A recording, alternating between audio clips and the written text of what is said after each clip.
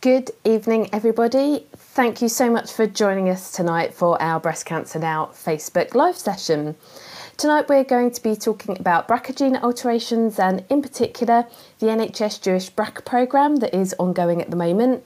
And for that I'm going to be joined tonight by Josh, and I will introduce him properly in just one moment.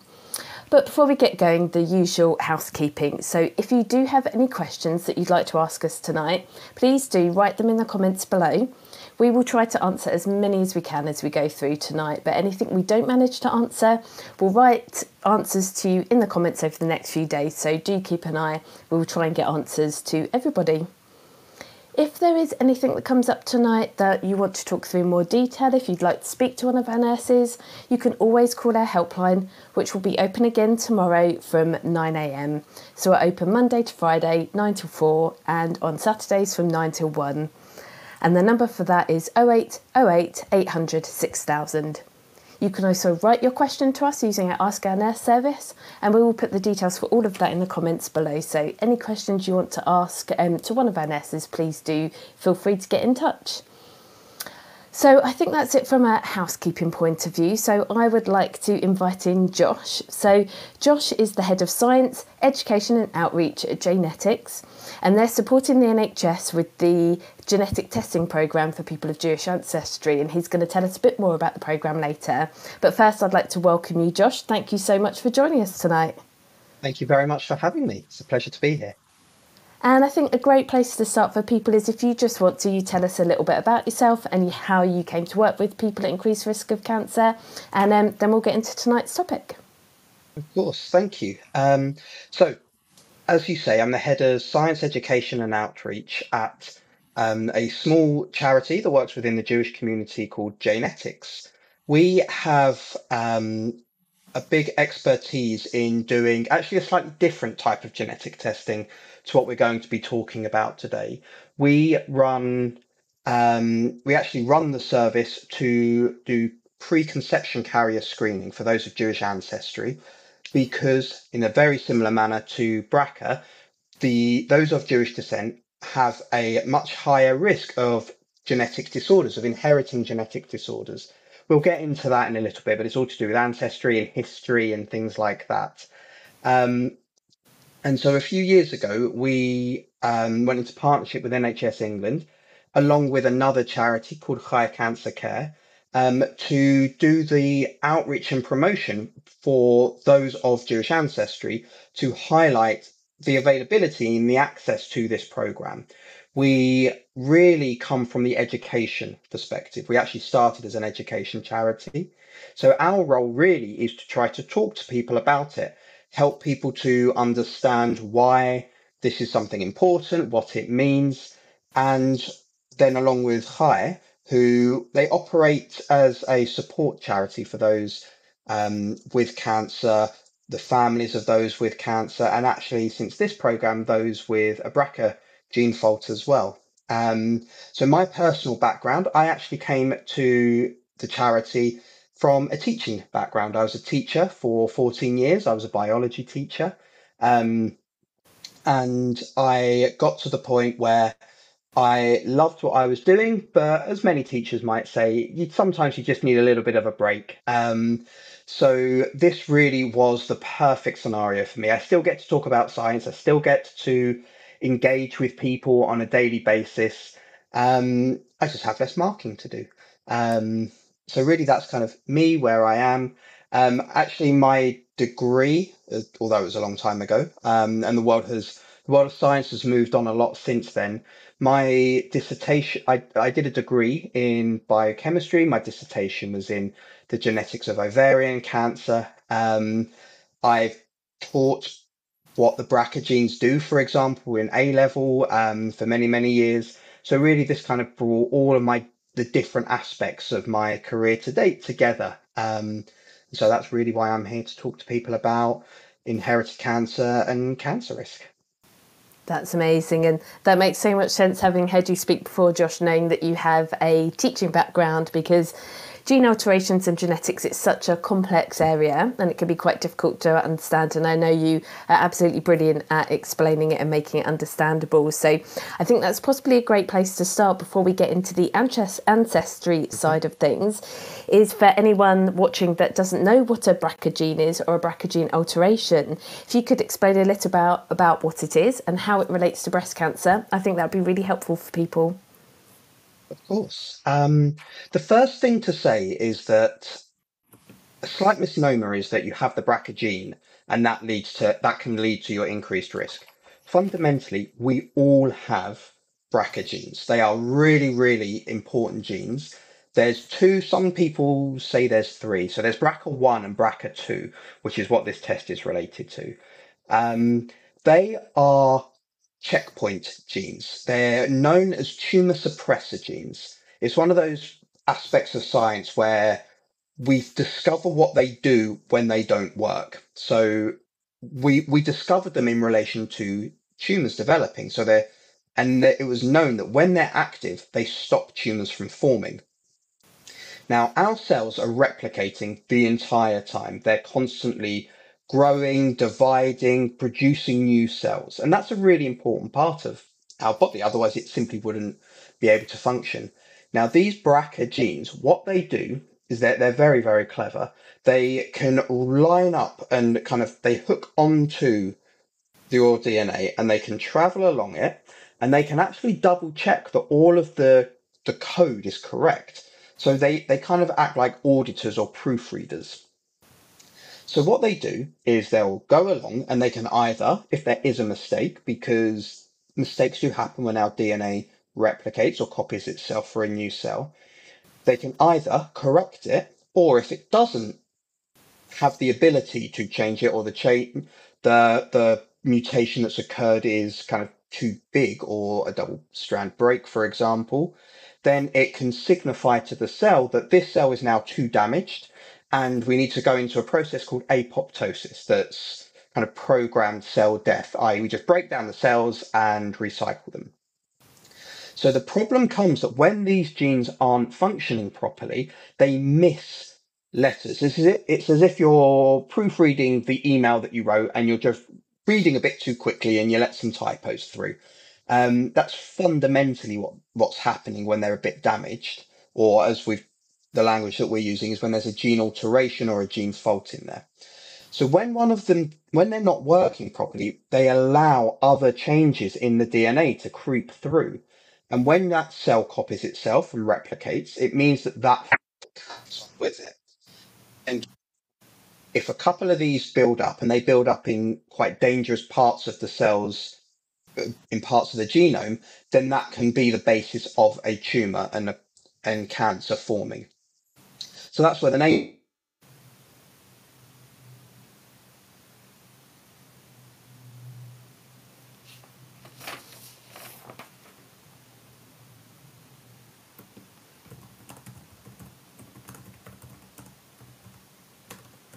Oh, do excuse us, we've just lost a bit of sound for a second. Bear with us 1 second. We're just going to get Josh to disconnect his headphones.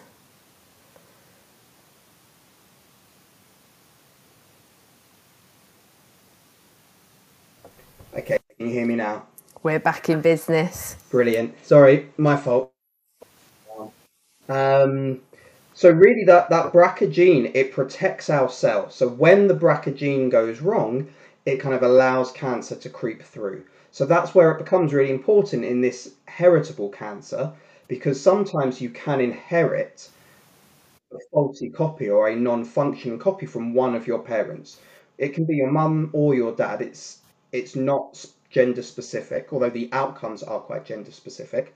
And so because we inherit a copy of every gene from each of our parents, we can function very happily with one working copy. In fact, most of the processes in our body only use one copy.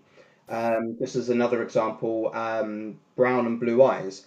I know for a fact that I have a blue eye version of the gene from my mum and brown from my dad, but my blue eye gene isn't doing anything, only the brown eye version is. And that can happen for the vast majority of people's lives when they do inherit a BRCA fault. The problem is that when you only have one functioning copy, it's much more likely to get a mutation itself. And so that's what leads to a BRCA gene fault giving this significantly increased risk of cancer. For example, in females, it's a 79%, up to a 79% lifetime chance of breast cancer, which is kind of the biggest risk factor. Ovarian cancer is around a 45% risk. Prostate cancer in males for a BRCA2 gene fault is around 27% lifetime risk. So these are significantly elevated risk. And that's because these proofreader genes, these BRCA genes that make sure our DNA is correct, aren't functioning properly. And although we're talking about the BRCA gene specifically tonight, of course, just to highlight, there are other gene alterations that can increase the risk of cancers as well. So in breast cancer, we have obviously BRCA1 and BRCA2. There's also the PALB2, the CHEK2. So we're discovering more and more of these sort of gene alterations that can influence cancer risk. So it is a really kind of rapidly developing area. It's incredibly interesting. And one of the really interesting things you said there, Josh, that we get asked about quite a lot in the helpline that people don't realise, that that sort of heritability can come down either the mother's or the father's line. So people think maybe because it's breast cancer we don't need to worry about our dad's ancestry, but actually you can inherit that gene from your mum or your dad. So knowing about the cancers on both sides of the family are really, really important when we're talking about family history and genetic risks. Yes, completely agree. There's absolutely no difference in which parent you can inherit that gene from. Another one that we've started to kind of teach ourselves about is Lynch syndrome. There's another heritable cancer, much more to do with colorectal cancer. And that's another one. I completely agree. As time goes on and our understanding improves, more and more of these are going to come out probably and be discovered. Yeah, absolutely. And so obviously we're here to talk tonight about the programme. And so why are BRCA gene alterations particularly important for those with Jewish heritage? And are there any other cultural groups who also have an increased risk particularly? Yes. I'll start with those ones because that's probably the shorter answer. There are a few other groups in particular that have a BRCA, a founder mutation, we would call it, for BRCA. One that's related to the UK is the Orkney Islands. There's one island called Westfrey, where there is a particularly high prevalence of BRCA gene faults. It is a different mutation to that of the Jewish community. I believe they think that actually came through from the Vikings when they settled there. So it's a very ancient one, and that came from a particular group that settled somewhere. And then because certainly the way that the Orkney Islands would have operated over hundreds and hundreds of years, it's a relatively isolated community. And whilst some people would have left, some people would have moved onto the island, probably the majority of people there would have interacted and kind of reproduced, for want of a better phrase, with other people from the island. And so what happens is if only one individual that came at the time of the Vikings and settled on Westfrey, over time, over multiple generations and hundreds of years, that gene mutation has spread around. And it's become more and more common as kind of families interlink and intertwine, and it gets passed down here and there and things. And also, if we consider the nature of BRCA and when it tends to affect people, the risk really starts to kick in from 25, 30 years old. That's really when we see that risk manifest. Certainly hundreds of years ago, people would have already been having children by that point. And so in that sense, people would only start to suffer and pass away after they've had children. And so that next generation is there to carry that on, so to speak. Another particular one is Quebec. So French Canada, when a small group of French people settled in that part of Canada, one of those individuals would have been carrying a BRCA mutation. And so now, as that at points relatively isolated community, certainly from the rest of Canada, is quite different now, but that would have again manifested over generations and generations, spreading throughout the community. And that's exactly the same thing that's happened within the Jewish community. The Jewish community has had a very long and varied history. We're not going to go into that too much today, but it's the same idea, this idea of a founder effect. So, not to get into politics and the modern world at all, but ultimately, the vast majority of Jewish people 2,000 years ago would have lived in what's the area that's now Israel, and at various points they were expelled from those. Now, we have traced many genes to that time period, but what happened then was that a group went from a large community and spread out into lots of different small ones. And in particular, those that settled in the Rhinelands in what's now Germany, some of those individuals we do know for a fact, carried BRCA gene faults. There are 3 in particular.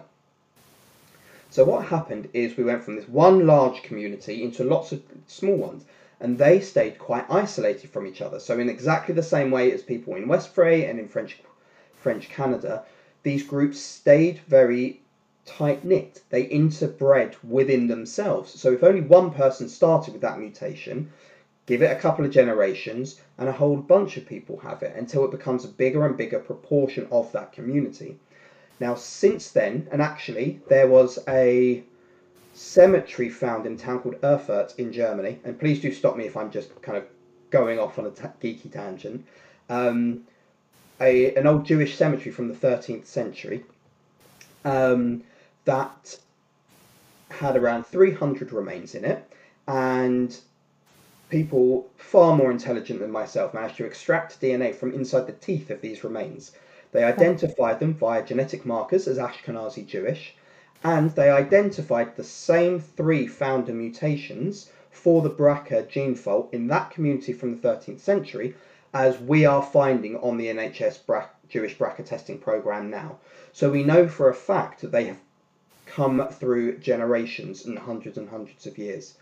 And in fact, a lot of those people have also suffered persecution, for example, at the time of the Crusades and pogroms. So that community, and this is why it's particularly prevalent in the Jewish community, is because the community was small, then it grew, then it contracted again, and it's grown and gets bigger and smaller every couple of generations. And so really, that's only sought to exacerbate this more and make it more and more prevalent within the Jewish community. So that's really the ancestry and who and why.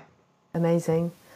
And obviously we know that picking up people with these gene alterations can help us know who's at high risk of developing breast cancer, and then we can therefore offer them things like screening or risk reducing measures, because we know that early detection and sort of, you know, knowing about your cancer risk is so important in terms of reducing the risk of people developing cancer, but also treating early if people do develop breast cancer.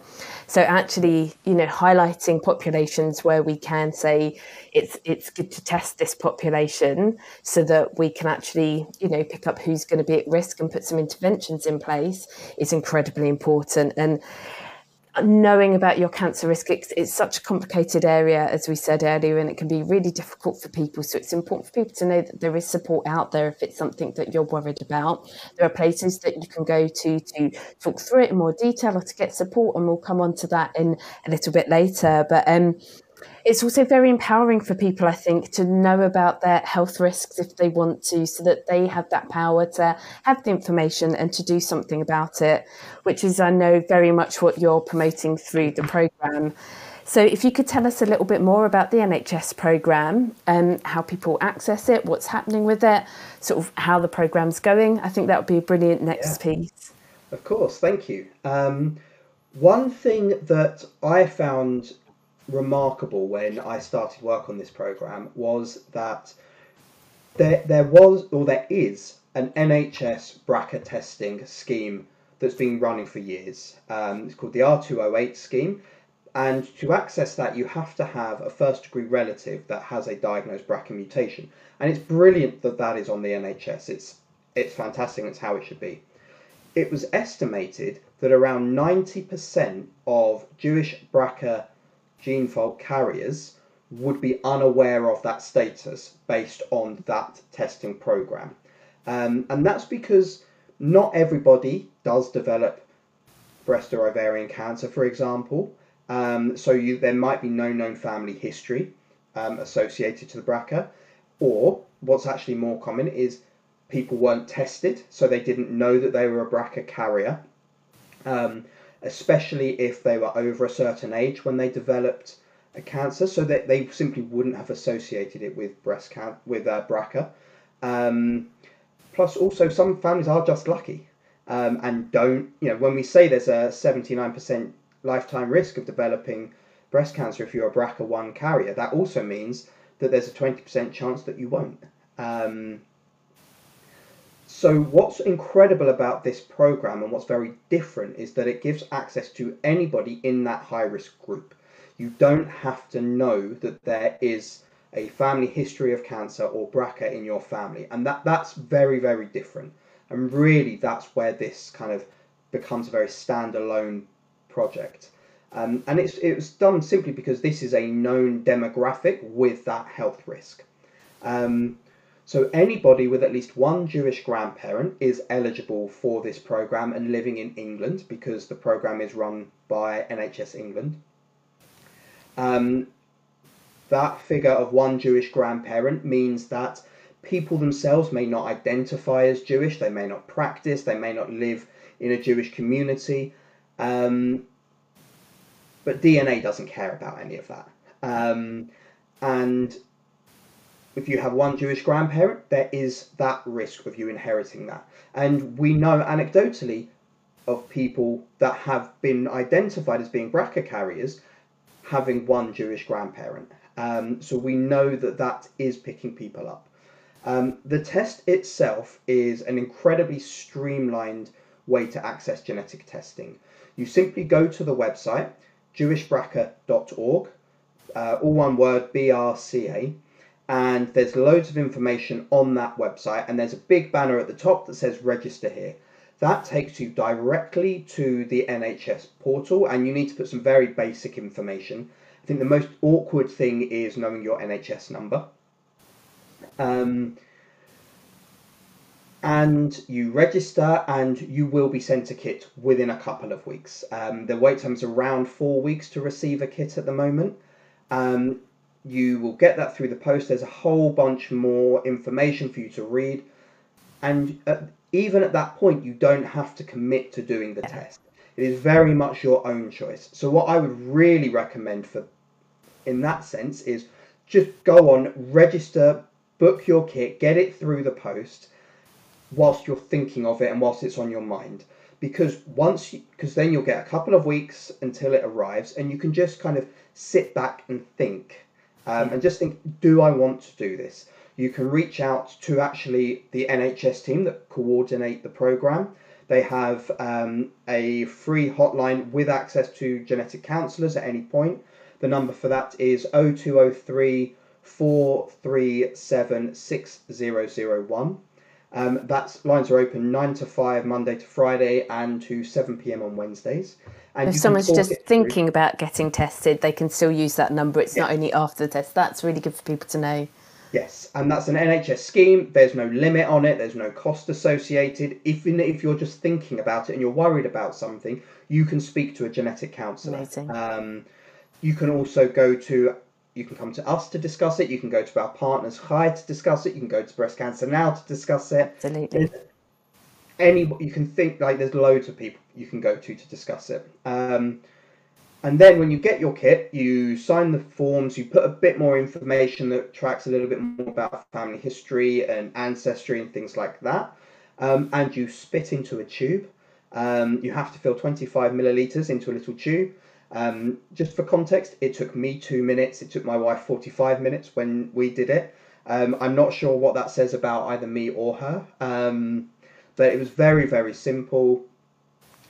You drop it off at a post office and it will go back, and then you will receive your results in around 16 weeks from there. If you are positive for BRCA, and we've found almost 500 people that are BRCA positive since the beginning of this program.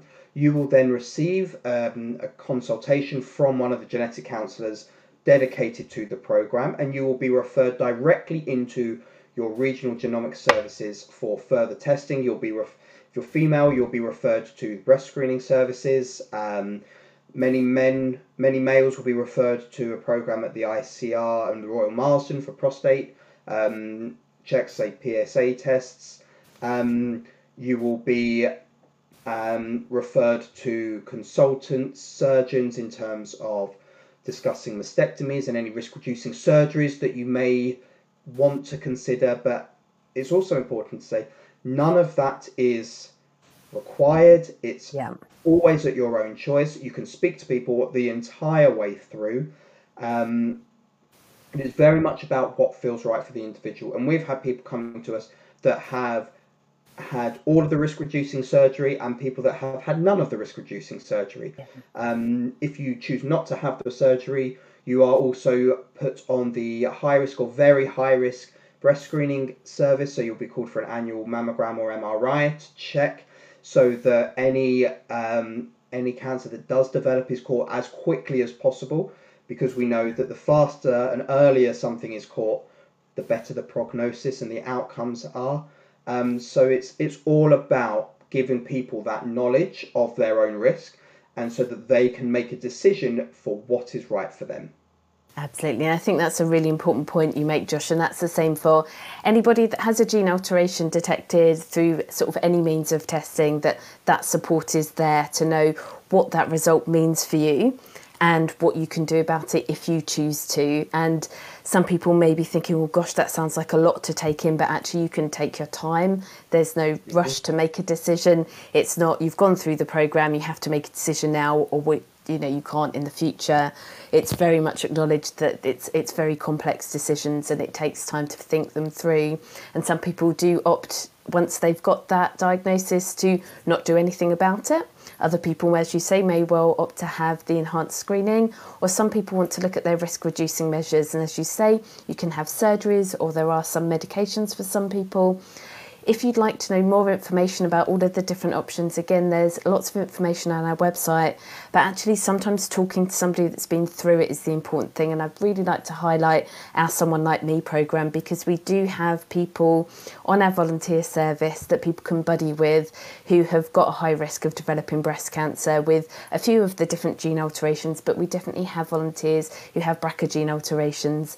And sometimes just talking to somebody who's been through it, who's been there, can be really, really empowering for people. So if somebody's thinking about what their options may be, not sure whether they want to have surgery, whether they want to have a reconstruction if they have surgery, what kind of reconstruction, all these questions, you can be sort of buddied with somebody just to talk to for support. There's lots of other places as well, so there's lots of information on the Force American Genetics website. There's an amazing organisation called BRCA Chat Plus, and as you say, people can come through, if they've come through the programme, through Jnetics or Kai, and it's amazing to hear that people have access into their genetic services as well. So that is the same if you get your high-risk gene through having gone through the family history through your GP, or if you have a breast cancer diagnosis yourself and get your gene alteration detected through your cancer treatment, that access to a genetics counsellor to talk to is absolutely invaluable. Yes. Yeah, they are there. It's a phenomenal service that there is that counselling available, and there are so many amazing people.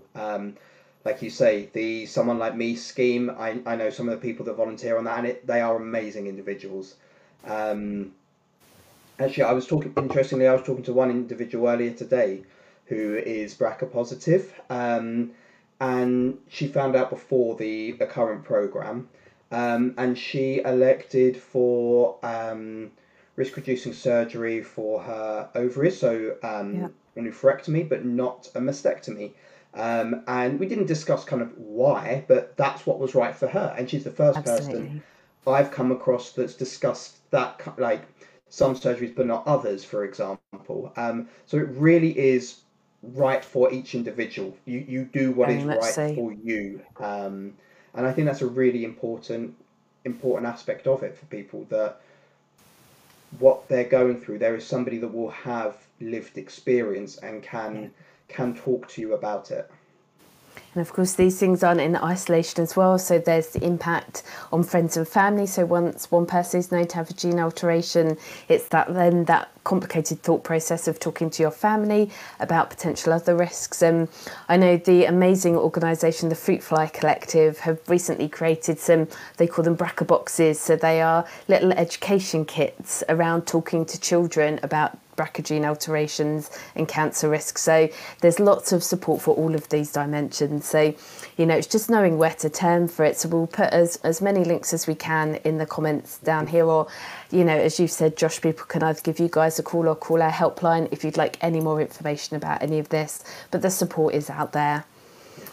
And I know when we were talking about the programme, it's not 100% ongoing, is it? So I know people need to, if they're thinking about it, it's good to go on the website and actually register your interest now, because the programme is essentially sort of taking a pause in the next month. Is that right? Yes. So the closing date for new registrations is the 31st of October, 2025.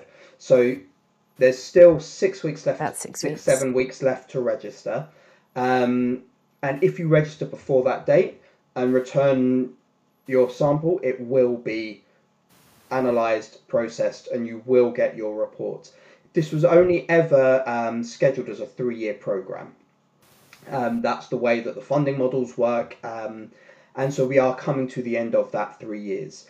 It's been a phenomenal uptake so far. Over 36,000 people have registered for the programme. So it's had a phenomenal uptake. But of course, there are still more people that we want to be aware of this programme. We want people, the only reason we want people to have not screened is because they're aware of it and they have decided that it's not right for them. We don't want people not to have screened because they're not aware of it. And so that's why we're still talking, we're still banging the drum, even though so many people have tested, because there are more people whose lives could potentially be saved by this programme. So the 31st of October is the last date for new registrations. And as I said earlier, I highly recommend that you register and then you give yourself that time to process once you have registered, because that way you know that you can do the test if you want it. And if you register and don't want to do it, then there's absolutely no obligation to carry on. Correct. Yeah, there's no obligation to do it. That's how the programme is set up. So. Yeah, amazing. That's fantastic. That's been really, really interesting, and it sounds like the programme has done amazing things. And as you say, you've detected, did you say 500 people with a BRCA gene alteration who now know about their risk and have that knowledge to decide to do something about it if they wish to, or to be screened. So it's amazing to know that actually what an impact the programme is having. And as you say, as an initial kind of attempt to do this, there's so much learning that's going to come from it as well that may well be implicated in other areas. So really, really exciting project, and so lovely to hear about it tonight, Josh. And I know there are other trials going on looking for this, so fingers crossed this is something that develops more and more in the future. Fantastic. It is an ever-evolving area, isn't it? We're learning so much more about genetics and cancer risk. It's really incredible.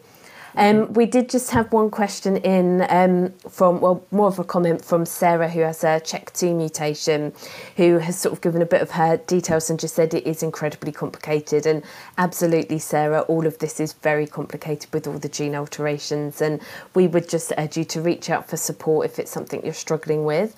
Call the nurses on the helpline or any of the resources that we've mentioned. You can always go to your treatment team or your genetic counsellors just to talk through those complexities. And it's a very emotional area, and as Josh said earlier, it's very individual. There's no wrong or right, it's what's wrong or right for that person in that moment.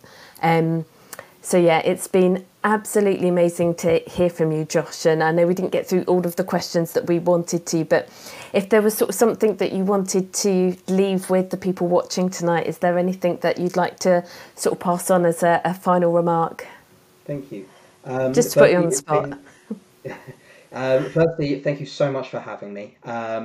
I really admire the work that you and your team and everyone at Breast Cancer Now does. Phenomenal organisation, and thank you for hosting me. I would say that knowledge is power. That's one of the lines that we really use. Um, if it is right for you, please, please, please take up this testing program if you are eligible. Register, you can make your decision on it. You can then choose how you deal with the outcome from it. It is not easy. It is not a pleasant thing, but in many ways it's less painful than the alternative as well. Please do take up this first of its kind opportunity. There is so much support out there. There are so many people you can talk to that you would never have to go through this yourself. There is now an entire community of people with this gene alteration that are more than happy and actually want to go out and help others as well. Take up this opportunity. Register jewishbrca.org by the end of October, and take advantage of this resource whilst it's available. Amazing. Thank you, Josh. And just for anybody that's listening or watching tonight that doesn't have Jewish ancestry but is worried about their risk of breast cancer, their family history, do go and speak to your GP. If you've got concerns, talk through your worries, and if you're eligible for a family history assessment, they can refer you for that. So even if you're watching and sort of thinking, well, I can't apply for the programme, but I'm worried about my family history of breast cancer or my cancer risk, then do please go and talk to somebody about it, because as Josh said, support is out there for everybody. So thank you so much for joining us tonight, Josh. It has been incredibly interesting, and I'm sure people have taken a lot away from today. And I want to thank everybody for listening and watching tonight. As we say, we will put the links to all of the organisations that we've mentioned in the comments below. But if you want to talk through things in more detail with one of our nurses on the helpline, it will be open again tomorrow from 9 a.m. and that's 0808 800 6000. And the details for the written Ask Our Nurse service is going to be in the comments below as well.